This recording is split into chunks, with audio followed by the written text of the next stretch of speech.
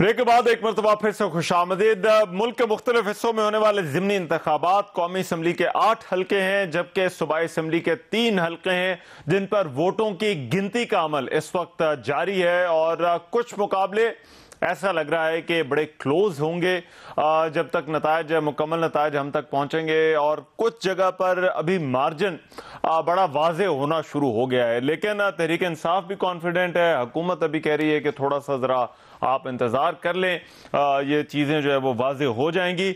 लेकिन इन इंतखाबात की क्योंकि ख़ास बात ये है कि साबिक़ वज़ीर-ए-आज़म इमरान खान ख़ुद 7 सीटों के ऊपर जो है वो इंतखाब लड़े हैं। इस हवाले से हमारी ट्रांसमिशन है, नतायज आप नीचे जो है वो साथ साथ देख रहे हैं। फिर जो रद्द-ए-अमल है नतायज पर वो भी हम लेते रहेंगे। हमारा पैनल साथ मौजूद है, फैसल हुसैन साहब bureau chief Karachi, Shakeel Anjum bureau chief Multan, Jamshed बागवान ब्यूरो चीफ पेशावर एक्सप्रेस के, और सेनेटर अफनान उल्लाह साहब नून लीग से जो है वो हमें जो है वो ज्वाइन करें।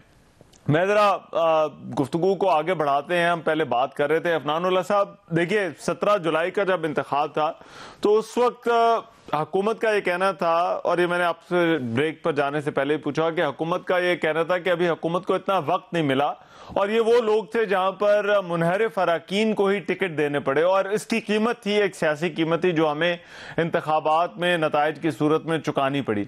लेकिन ये वाले जो हल्के थे ये तो जो है वो हुकूमत की अपनी चूजिंग थी, खुद मुंतखब किए हल्के। तो आपको लगता है कि यहाँ पर हुकूमत का ज्यादा कुछ जो है वो दाव पे लगा हुआ है जो भी इंतखाबी नतीजा सामने आता है? देखिए, इस इलेक्शन का जो मर्जी नतीजा आ जाए, इसका इम्पैक्ट फेडरल गवर्नमेंट के ऊपर जो है वो कुछ नहीं आएगा, क्योंकि ज़ाहिर है सारे सीटों के ऊपर 7 सीटों के ऊपर जो है वो इमरान खान साहब खुद लड़ रहे हैं, तो ज़ाहिर है उसका इम्पैक्ट वैसे पॉलिटिकली तो कोई नहीं आएगा। लेकिन अभी तक जो रिजल्ट हमारे पास है उसके अंदर 3 सीटों पे पीटीआई आगे है जो कि नेशनल असेंबली की, और 2 पे हम आगे हैं, और जो 3 सीटें वो टू क्लोज टू कॉल है। तो उसके अंदर अभी देखते हैं कि आगे कैसे मामला जाता है। लेकिन अभी जो इम्पोर्टेंट चीज़ है वो ये है कि अफनान भाई, आपको पता है ऑप्टिक्स की बड़ी अहमियत होती है सियासत के अंदर। तो इसके जो ऑप्टिक्स हैं कि एक तरफ पीडीएम है, दूसरी तरफ इमरान खान बतौर कैंडिडेट खुद आ रहे हैं, मैं आपकी बात से बिल्कुल एग्री करता हूं। जो कौमी असम्बली के अंदर हम नंबर गेम कहें या सूबाई असम्बली के अंदर नंबर गेम है, उस पर तो कोई फर्क नहीं पड़ेगा, लेकिन ऑप्टिक्स मैटर करेगी। देखिए, ऑप्टिक्स बिल्कुल मैटर करेगी, मैं इसको डिनाई तो नहीं कर सकता कि जो है वो इसके जो ऑप्टिक्स हैं वो मैटर नहीं करेंगे। लेकिन जो है वो ऑप्टिक्स अभी पूरी तरह क्लियर नहीं है। लेकिन ये बात आप ज़हन में रखेंगे, ये वो सीटें हैं जो पीटीआई जो है वो जीती थी पिछले इलेक्शन में।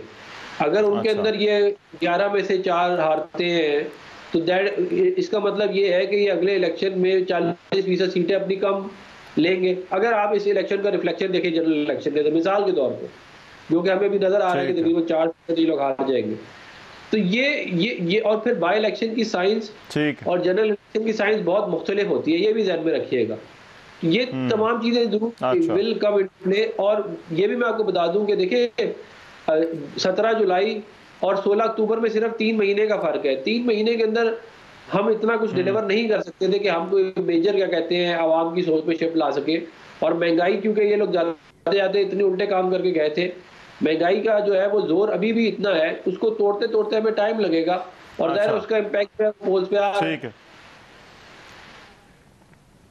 अच्छा मुझे 1 मिनट दे, मैं जरा मुल्तान वाला हल्का है जहां पर जो अभी तक इत्तला है उसके मुताबिक जो मूसा गिलानी है वो आगे हैं। अब शकील अंजुम साहब, ये क्या आपने आज ट्रेंड देखा है? ये अभी तक जो नंबर्स आना शुरू हुए हैं, जो मार्जिन हम देख रहे हैं, उससे क्या ट्रेंड नजर आ रहा है? और ये तो 2 खानदानों की लड़ाई है, या यहाँ पर जो है वो सियासी लड़ाई है, या फिर यहाँ पर भी आपको जो है वो पीटीआई वर्सेस जो है वो पीडीएम इसे मुकाबला कहा जा सकता है? देखिए, यहाँ पर दोनों फैक्टर मौजूद हैं। यहाँ पर 2 खानदानों की लड़ाई भी मौजूद है, गिलानी और शाह महमूद कुरैशी के दरमियान। और इसके अलावा जो इमरान खान साहब का बयानिया है, या वो ये कहते रहे हैं कि वो पाकिस्तान की पॉपुलर सियासत कर रहे हैं, पॉपुलर वोट है, लेकिन इस हल्के के नताइज जो अब तक हमारे सामने आए हैं उसमें ये सारी चीजें उसके बरक्स नजर आ रही हैं। और इवन देन के हम ये एक्सपेक्ट कर रहे थे कि इस हल्के में जो NA 157 है, कोई 38 यूनियन काउंसिल्स हैं, जिनमें 7 यूनियन काउंसिल्स जो हैं वो शहर की हैं और बाकी दही इलाकों पर मुश्तमिल हैं। तो हम जो एक्सपेक्ट कर रहे थे कि शहर की जो यूनियन काउंसिल हैं वहां पर जो PTI की मेहर बानो है उनको बहुत बड़ा एज होगा और वो वहां से भारी लीड के साथ जीतेंगी, और जो दही यूनियन काउंसिल्स हैं वहां पर अली मूसा गिलानी जीतेंगे। लेकिन जब नताइज आए तो नताइज जब हमने देखे तो उसके मुताबिक जो शहरी यूनियन काउंसिल्स हैं जहां पर ये समझा जाता है कि PTI का बहुत पॉपुलर वोट है और यंगस्टर हैं और वो आकर अपने उम्मीदवार को वो ये नहीं देखते कि कोई भी उम्मीदवार हो, उन्होंने बल्ले कोई मोहर लगानी होती है, वहां पर नताइज भी इसके बरक्स आए हैं। बल्कि कुछ जो पोलिंग स्टेशंस हैं वहां पर मेहरबानो 100-150 की लीड से जीती हैं। बाकी तमाम जो पोलिंग स्टेशंस हैं वहां पर अली मूसा गिलानी ने या तो वहां पर उनको बराबर किया है या फिर उन पर उनकी बर्तरी हासिल थी। तो इस ट्रेंड को देखते हुए जब 17 जुलाई को मुल्तान का भी इलेक्शन हमने देखा, उसमें तो ट्रेंड बिल्कुल मुख्तलिफ था। उसके अंदर तो लग रहा था कि जैसे बस PTI को वोट पड़ा है। बिल्कुल आप सही कह रहे हैं। जो 17 जुलाई का इलेक्शन था उसमें PTI का वोटर जो है वो बहुत ज्यादा चार्ज था, और उस इलेक्शन में आप ये देखें कि जिस जगह पर 17 जुलाई का इलेक्शन हुआ था जहां से जैन कुरैशी जीते हैं उस हल्के से, ये हल्के की कुछ यूनियन काउंसिल्स इस NA के नीचे भी आती हैं। तो वहां पर भी आज जब हमने देखा कि सुबह जब पोलिंग स्टार्ट हुई सुबह के वक्त, तो वो जोशो खरोश हमें देखने में नहीं आया जो हमने 17 जुलाई को देखा था PTI के कारकुनान का। और यही वजह है कि इस मर्तबा इस हल्के में जो टर्नओवर है वो 30% रहा, और जब 17 जुलाई को इलेक्शन हुआ था तो टर्नओवर 43% था। तो आप यहाँ से अंदाजा लगाएं कि यहाँ पर जो PTI का वोटर है, जो सपोर्टर है, जो 17 जुलाई को सुबह सवेरे ही आ गया था, लाइनों में खड़ा हो गया था, ना किसी ट्रांसपोर्ट की जरूरत थी, रिक्शा था, मोटरसाइकिल थी, साइकिल थी, जो भी जिसके पास जो कन्वेंस थी उस पर वो बैठकर आ गया और उसने जैन कुरैशी को वोट किया। लेकिन इस मर्तबा जो सूरत हाल हमें देखने को मिली है, ना तो वो जोशो खरोश देखने में आया है PTI के कारकुनान के दरमियान, और ना ही उस अंदाज से लोग बाहर जिस तरह 17 जुलाई को निकले। आपको लग रहा है कि ट्रेंड ये कह रहा है कि PTI ये बड़ी मेहनत तलब जो है वो PTI के लिए काम होगा अगर यहाँ से PTI जो है वो नशिस्त जो है वो निकाल जाती है। मैं जरा फैसल भाई, ये 3 हल्के इनिशियली जो है वो PDM ने चुने। एक लियारी वाला हल्का था, दूसरा मलीर वाला हल्का, और फिर एक कुरंगी का हल्का। वो ये समझाइएगा, क्योंकि ये PDM की मैंने जो पहले बात की, ये PDM जमातों ने ये हल्के चूज किए हैं, इन हल्कों को मुंतखब किया कि इन हल्कों से जो है वो इस्तीफे मंजूर किए जाएं, इनको डी नोटिफाई किया जाए और यहाँ पर इलेक्शन कराया जाए। क्या समझ आती है ये 3 हल्के अगर मुंतखब किए इन्होंने PDM जमातों ने, तो ये क्यों किए? देखिए, ये तो बिल्कुल 100% सही बात है कि जो ये हुकूमत ने ये जो हल्के चुने थे वो ये सोच के चुने थे कि ये बहुत मुंतखब हल्के हैं, और जो 2018 के इलेक्शन में मैनेजमेंट का इल्ज़ाम लगता है वो इन हल्कों में ज़्यादा हुई थी। कराची की अगर बात करें तो इन 3 हल्कों में जो है बहुत ज़्यादा हुई थी। अच्छा। और हुकूमत को एक गुमान था कि वो 3 हल्कों में जो है वो जीत जाती। लेकिन इमरान खान साहब ने जो खुद तमाम हल्कों से इलेक्शन लड़ने का जो कार्ड खेला, वो उनका जो कार्ड है वो बहुत ज़्यादा जो है वो कामयाब रहा। अच्छा, फिर इस दौरान जो हुकूमत की कारकर्दगी थी वो रोज़ बरोज़ ख़राब से ख़राब तर होती चली गई, और ख़ास तौर पे जो जिस तरह कारोबार को जो है मौजूदा हुकूमत के आने के बाद जो है वो नुकसान पहुंचा, उसके भी असरात जो है वो इलेक्शन में जो है। इमरान खान को भी आप देखेंगे, इमरान खान अगर वो 239 पे जीत रहे हैं तो उनको कोई गैर मामूली वोट नहीं मिल रहे। मसला ये है कि जो बंदा हार रही है पार्टी, उसको वोट नहीं पड़ रहा, उसको बिल्कुल जो है वोट नहीं पड़ रहा। अभी भी जो सूरत हाल है वो 7-8 हज़ार वोटों का फ़र्क है 60 हल्कों के अंदर। तो अभी भी इमरान खान को गैर मामूली इमरान खान तो जाहिर सूरत हाल में 239 पे जीत रहे हैं, लेकिन कोई बहुत बड़ा अपसेट हो नहीं रहा कि कोई गैर मामूली वोट ले लिए हो। पब्लिक ने निकल कर जो है वो बल्ले पर जो है वो निशान लगाया हो। हुआ है कि जो दूसरी पार्टी थी जो MKM थी उसको जो है वोट नहीं पड़ा। अच्छा, वो जो 237 है जहाँ पीपल्स पार्टी का उम्मीदवार जीत रहा है, वो पीपल्स पार्टी का इंतजामी हवाले से जो है ना, वहाँ पीपल्स पार्टी का जो है ना वो बहुत कंट्रोल है। तो वो शुरू के रिजल्ट हमने देखे कि वो जिस तरह इमरान खान साहब जीत रहे थे, अब रिजल्ट जो है वो तब्दील हो रहे हैं, और आप हकीम बलोच को जो है वो सबका हासिल है 1000-1500 वोटों का अभी भी फर्क है, ज्यादा फर्क वहाँ भी नहीं है। तो दोनों तय हारने वाला और जीतने वाला दोनों जगह जहाँ हार रहे और जीत रहे। अहम बात वही आती है जो हमने पहले की थी, वोटर कराची का जो है वो बहुत कम निकला है। लेकिन जो मुल्तान में शकील इनकी बात कर रहे हैं एक और एमकेएम और पीपल्स पार्टी की, फैसल हुसैन साहब, एमकेएम और पीपल्स पार्टी के ऊपर तो चलें एक इकट्ठे बैठे हैं, एक वर्किंग रिलेशनशिप इन्हें बनानी पड़ रही है। ग्राउंड पे जो वोटर है, अब ये अगर इकट्ठा अपना एक कैंडिडेट लेकर आते हैं तो क्या वहां पर वर्किंग रिलेशनशिप जो है वो इनकी बन रही है? मतलब एक हल्के से जहां से एमकेएम का उम्मीदवार है वहां पर पीपल्स पार्टी का वोटर क्या कर रहा है, और दूसरे हल्के से जहां से पीपल्स पार्टी का उम्मीदवार है वहां पर एमकेएम का वोटर क्या कर रहा है? असल में ये जो इन वोटरों की मुखालफत है, जो एमकेएम के वोटर की और पीपल्स पार्टी के वोटर की जो मुखालफत है, वो मुखालफत जो है नफरत की हद तक है।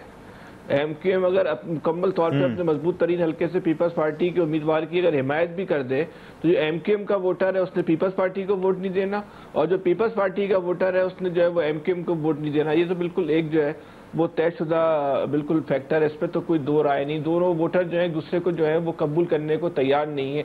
और जो आज ये जो सूरत-ए-हाल हुई है इस वक्त एमकेएम के साथ 239 में, इसमें एक बहुत बड़ा फैक्टर भी यही है कि पीपल्स पार्टी के साथ जो एमकेएम ने माहिदा किया था, उस माहिदे के बहुत ज्यादा जो है वो असरात एमकेएम को पॉलिटिकल उसका कीमत अदा करनी, सियासी कीमत उसकी जो है वो अदा करनी पड़ रही है। फिर एक और फैक्टर भी है, बाइकआउट का फैक्टर भी है कि जो लंदन एमकेएम लंदन है उसने भी इलेक्शन का जो है वो बाइकआउट करने का ऐलान किया था। उस फैक्टर को भी जो है बहरहाल जो है वो नजरअंदाज नहीं किया जा सकता, उसके हमें असरात जो है वो बिल्कुल नजर भी आ रहे हैं। अच्छा। एमकेएम अपना वोटर निकालने में नाकाम हुई है। इमरान खान जीतने के बाद भी एक वाज़ेह अक्सरियत से जब वो जीत रहे हैं, उसके बावजूद भी अपना वो वोटर उनका जो 2018 में हमें नजर आया था वो अभी नजर नहीं आ रहा। वैसे एक मुल्तान की इनकी ये तकसीम, वोटर की जो तकसीम है वो आप कह रहे हैं वोटर की तकसीम जो है वो अभी भी है।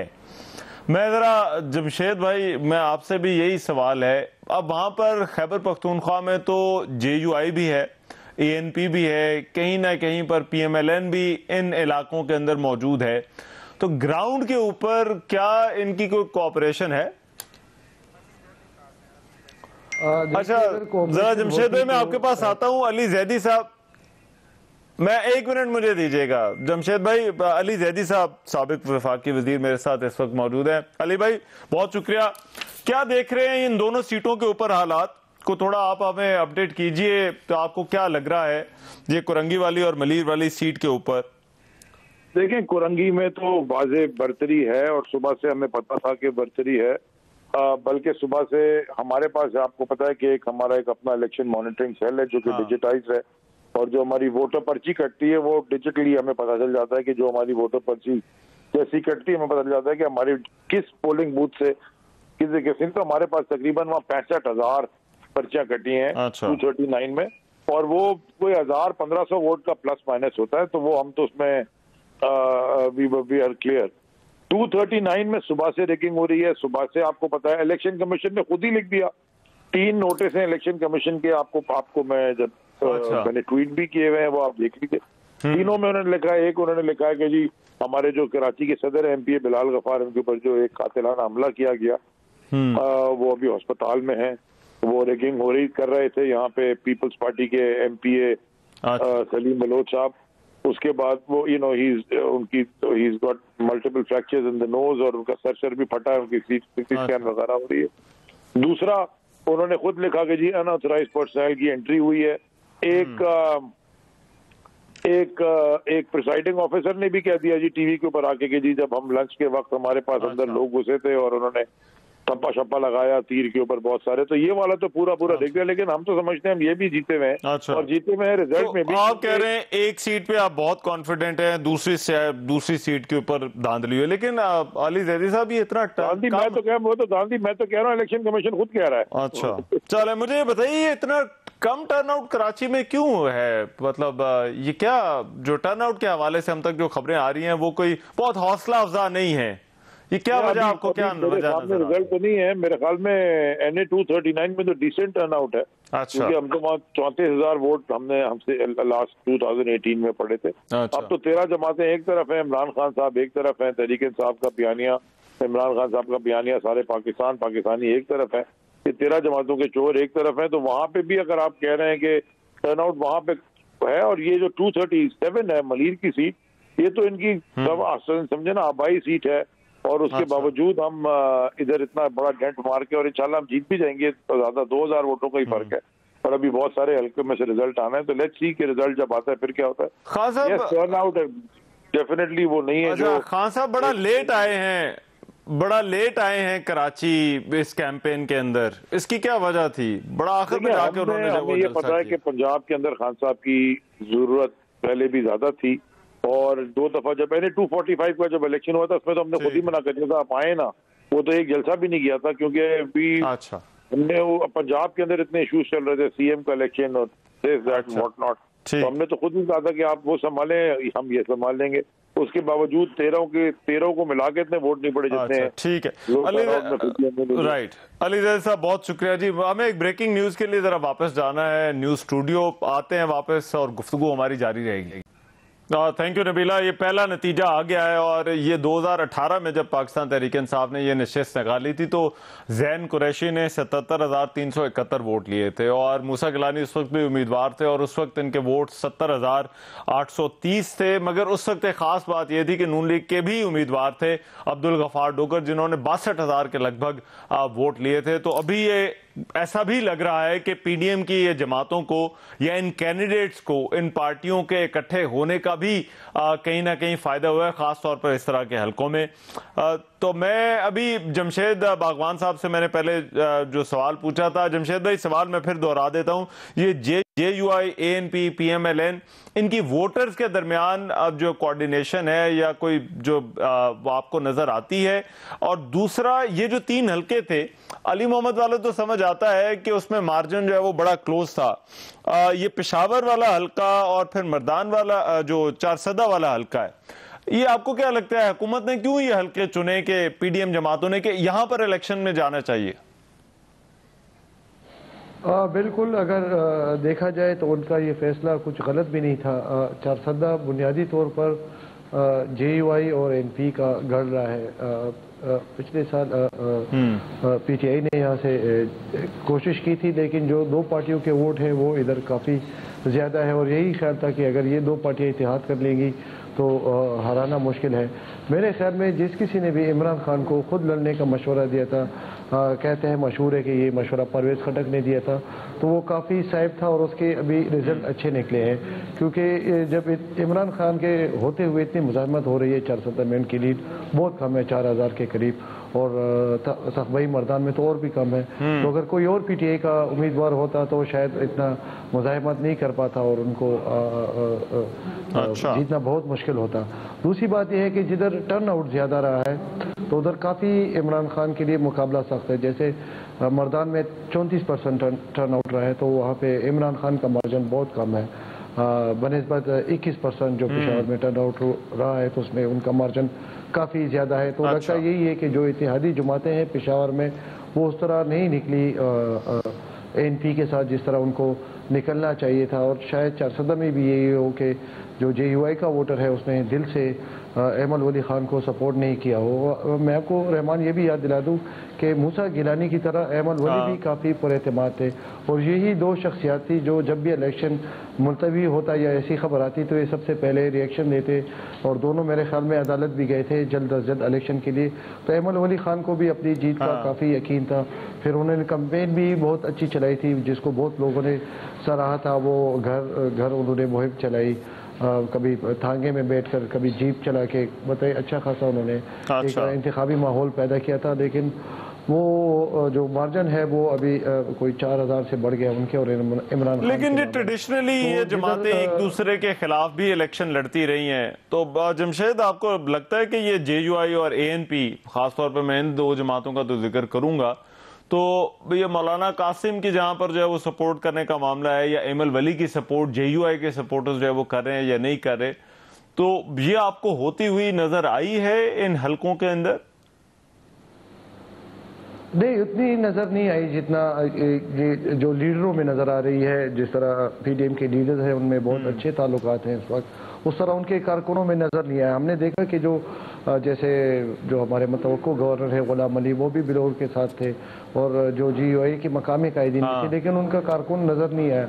हाँ, उनके झंडे नज़र नहीं आए, उनके लोग उस तरह जिस तरह होने चाहिए थे वो नज़र नहीं आए। पीपल पार्टी के कुछ खवातीन ने नज़र आई, एक्टिव भी रही उसके लिए, लेकिन जो सपोर्ट चाहिए था शायद वो बिलोर हाजी को उस तरह मिला नहीं, इसलिए उनका मार्जिन भी काफ़ी ज़्यादा है और दूसरा टर्न आउट भी ठीक है। लेकिन एक फायदा जरूर हो जाता है कि जिस तरह से ये गफार डोगर साहब अगर इलेक्शन में खड़े हुए और 62,000 वोट ले गए, तो एक वो मुखालिफ कैंडिडेट जो है वो कम अज कम वहां पर उनको ये फायदा हो सकता है कि उनका मुखालिफ जो कैंडिडेट होगा वो शायद इतने वोट उनके ना तोड़े। लेकिन अफनानुल्लाह साहब, ये PDM जमातों के लिए मसला है जब इन इंतखाबात की बात आती है कि ये ऊपर तो जमातें और कायदीन जो है वो मिलकर बैठ जाते हैं, कोई वर्किंग रिलेशनशिप बन जाती है, लेकिन वोटर को इसके लिए आमादा करना ये आपके लिए बड़ा मसला है जब जब इंतखाब होगा। देखिए, इसमें तो कोई शक नहीं है कि जो है वो जो आपकी आइडियोलॉजिकली आप लोगों से जो डिफरेंट पार्टीज होती है उनके वोट उस तरह ट्रांसलेट होते नहीं है जिस तरह नॉर्मली, क्या कहते हैं, आपको अगर आप मैथमेटिकली देखें तो वो लगता है कि ये वोट पड़ जाएगा तो आप जीत जाएंगे, लेकिन इन रियलिटी वो सारा वोट ट्रांसलेट होता नहीं है। मैंने खुद भी कराची से इलेक्शन लड़ा और हमने उधर भी अलायंसेस वगैरह किए, लेकिन हमारा भी तजुर्बा यही रहा है कि जो जनरल इलेक्शन होता है वो अपनी अपनी टिकट पे सबको ही लड़ना चाहिए, और क्योंकि वो तभी आप अपने वोटर को निकाल सकते हैं, आप किसी और के वोटर को नहीं निकाल पाते, और उसकी ये रिफ्लेक्शन आज इस बाई इलेक्शन नजर आ रही है। ठीक है, मगर अब ये शकील अंजुम साहब, ये नतीजा अब हमारे पास आ गया है। अब क्विकली आपको भी ये लगता है कि ये PMLN का मुखालिफ कैंडिडेट ना होने का फायदा जो है वो यहाँ पर हुआ है मूसा गिलानी को, और इलेक्शन उनके लिए 2018 से ये आसान इलेक्शन इसको कहा जा सकता है? देखिए रहमान, 2018 से आसान तो नहीं कहा जा सकता। मैं ये समझता हूँ कि ये एक मुश्किल इलेक्शन था, लेकिन इस इलेक्शन को जो पीपल्स पार्टी कह लें या गिलानी खानदान कह लें, उन्होंने मैनेज बहुत अच्छा किया। बड़ी अच्छी उन्होंने भरपूर अपनी इंतखाबी मुहिम चलाई। उसमें गिलानी साहब खुद जो है उन्होंने भी बड़ा अहम किरदार अदा किया। वो खुद पूरे हल्के में गए। इसके अलावा जो अली मूसा गिलानी हैं, उनके 3 भाई और हैं, तो पूरे खानदान ने भरपूर तरीके से इंतखाबी मुहिम चलाई, और जिसका नतीजा ये निकला कि वो अली मूसा गिलानी जीतने में कामयाब हो गए। जबकि दूसरी तरफ शाह महमूद कुरैशी का ज्यादातर इन्हिसार यही था कि जिस तरह 17 जुलाई को वो समझ रहे थे कि जैन कुरैशी पॉपुलर बयानिए पे जीत गए थे, इस मरतबा भी वो उसी पॉपुलर बयानिए पे जीत जाएंगे, लेकिन यहाँ पर नताइज उसके बिल्कुल बरअक्स आए और मेहरबानो जो है वो ये इलेक्शन हार गई।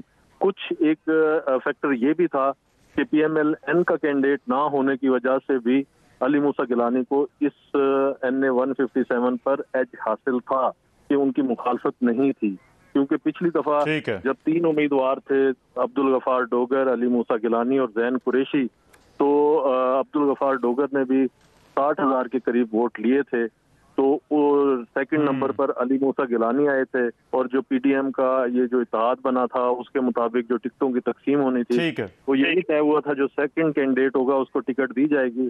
तो उसी के मुताबिक उस फार्मूले के तहत अली मूसा गिलानी के मुकाबले में PMLN के कैंडिडेट नहीं थे, उसका भी फायदा उन्हें पहुंचा है, लेकिन ज्यादातर फायदा जो है उन्होंने खुद अपने तौर पर एफर्ट किया। मैं जरा थोड़ा सा अब ये कंक्लूजन की तरफ जाना है। फैसल हुसैन साहब, MQM के इत्तेहाद की भी, इनके धड़ों की भी जो है वो बातें होती हैं, लेकिन आपको लगता है ये अपनी इंतखाबी सियासत MQM जो रिवाइव कर सकेगी? क्योंकि ये कुरंगी वाली नशस्त लम्हा एक कॉज ऑफ कंसर्न तो होना चाहिए MQM के लिए। ये जो लांडी का इलेक्शन था वो MQM 65 वोटों से जीती थी। ये PIB के इलेक्शन में वो बहुत बुरी तरह MKM जो है वो हारी। अभी जो नताइज आ रहे हैं, लग तो ये रहा है कि इलेक्ट सीट भी जो है वो MKM के हाथ से निकल जाएगी। अगर MKM के तमाम धड़ों ने अपना एहतियात नहीं किया तो 2023 के इलेक्शन में इनके लिए यही इंतखाबी नताइज होंगे जो हम इन ज़मनी इलेक्शन में देख रहे हैं। लेकिन अगर इन धड़ों का अलायंस हो जाता है तो फिर 2023 का जो इलेक्शन है वो कराची की सूरत हाल को काफ़ी हद तक जो है तब्दील कर सकता है। ये 3.5 साल जो इमरान खान की हुकूमत थी, वहाँ इमरान खान के खिलाफ कराची में जो है एक बहुत बड़ी लहर पैदा हो गई थी, और ये अगर ये हुकूमत का जो तब्दील नहीं होती तो फिर इमरान खान के लिए कराची में सीटें निकालना एक बहुत मुश्किल मरहला होता। लेकिन बहरहाल जिसने भी ये गेम प्लान किया था कि तहरीक अदम एतमाद को लाने का, उससे बड़ा सपोर्ट मेरे ख्याल इमरान खान का कोई भी सपोर्टर नहीं होगा। उसने इमरान लेकिन ये बल्दियाती इलेक्शन अब अगला है स्टेप। फैसल, ब्रीफली मुझे बताइए कि ये अभी जो नतीजा हम देखेंगे या अभी जो कैंपेन हुई है, ये एक एक्सरसाइज तो है, इसका फर्क आपको कराची के बल्दियाती इंतखाबात में भी जो है वो नजर आएगा, या फिर जिस तरह से पीपल्स पार्टी ने कराची का जो बल्दियाती इंतखाब था वो तो बड़ा क्लियर कट फर्स्ट फेज के अंदर जो है वो निकाला है, तो वो एक डिफरेंट मैटर होगा ऑल टुगेदर। इतवार को इन्हीं के साथ कराची के अंदर तो इतवार को इलेक्शन है, और हुकूमत में शामिल तमाम इत्यादी जमातों की जो है वो पूरी कोशिश है कि किसी तरह ये इलेक्शन जो है वो मुलतवी हो जाए, क्योंकि जो लहर है वो लहर में फिर उस हुकूमती एहतियात का जो है वो सीटें निकालना जो है बहुत मुश्किल मरहला होगा। और आज के इंतखाबी नताइज के बाद तो और तहरीक इंसाफ का जो वोटर है उसको एक नई जान मिली होगी, उसकी रूह में एक नई तकवीत पैदा हुई होगी। तो ये हुकूमत पूरी कोशिश करेगी किसी तरह ये इलेक्शन मुलतवी हो जाए। और कल पीपल्स पार्टी ने दरख्वास्त भी दी है कि 3 महीने के लिए जो है वो इलेक्शन जो है मुलतवी कर दिए जाए। तो कराची में नज़र नहीं आता कि एतवार को जो है वो इलेक्शन हो जाए। गालिब तरीन इम्कान यही है कि इलेक्शन जो है मुलतवी हो जाएंगे। तो अफनानुल्लाह साहब, आपको वेरी 30 सेकेंड्स हैं, तो आज के इलेक्शन के बाद हुकूमत मजबूत होगी, कमजोर होगी, योर फाइनल कमेंट जी। हुकूमत के ऊपर डायरेक्ट इम्पैक्ट तो इस रिजल्ट का नहीं आएगा, लेकिन ये जरूर है, कहते हैं कि हमें इंट्रोस्पेक्शन करनी पड़ेगी और हमें देखना पड़ेगा कि जो नताइज हैं इनको हम कैसे ऐसे बेहतर कर सकते हैं। और जाहिर है मेरा इस पर बड़ा फर्म बिलीव है कि डार साहब के वापस आने के बाद इकोनॉमिक टर्न अराउंड करना हमारे लिए ज़्यादा आसान होगा, और उसका इम्पैक्ट अगले चंद माह में जो वो आवाम पे आना शुरू हो जाए। राइट, जमशेद बागवान बहुत शुक्रिया, अफनानुल्लाह साहब आपका बहुत शुक्रिया, फैसल हुसैन साहब हमारे साथ मौजूद थे, शकील अंजुम हमारे साथ मौजूद थे, बहुत शुक्रिया तमाम मेहमानों का। हमारी ये ट्रांसमिशन का सिलसिला यहाँ पर इख्तिताम पजीर होगा, लेकिन एक्सप्रेस न्यूज़ से नताइज का जो सिलसिला है वो जारी रहेगा। जो लेटेस्ट रिजल्ट्स आ रहे हैं वो हम साथ साथ अपडेट भी करते रहेंगे और उस हवाले से आपको जो है वो आगाह भी रखेंगे। फ़िलहाल के लिए इजाज़त दीजिए, अल्लाह ने के बाद।